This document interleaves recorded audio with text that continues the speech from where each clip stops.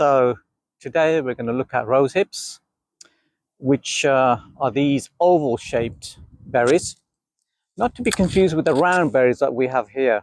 This is the hawthorn, so these are round, yeah, and the rose hip is an oval shape like a rugby ball. So the rose hip obviously is produced on the rose bush. This is a wild rose. You can get them in the garden as well on your cultivated roses, and they're normally round, but these are oval shaped. And really, it's a wild rose that's packed full of nutrients. They're very beneficial. You can make tea, you can make jam, you can make drinks out of them. And in the past, we've made tea because that's the easiest thing to do, really. And the way you do that is after you take the rose hips, you can blend it in a blender, and then obviously put it in some hot water and steep it for a while, and then obviously sieve it and drink the drink.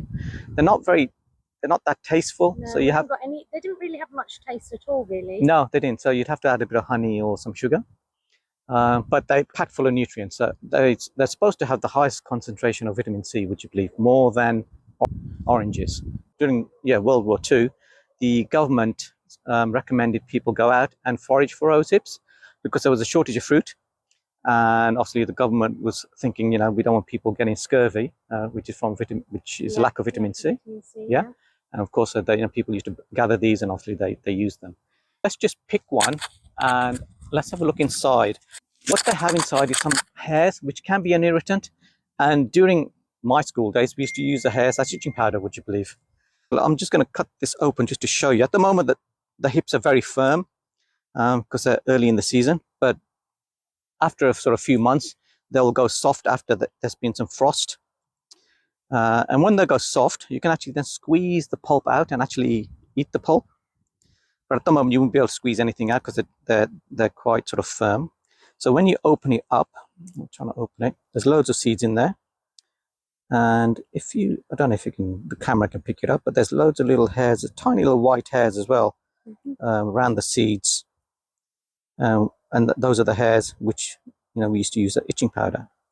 So when you collect them, you can blend them. And like I said, you can put them in water straight away and then drink the tea, or you can blend them and then dry the rosehip sort of flakes.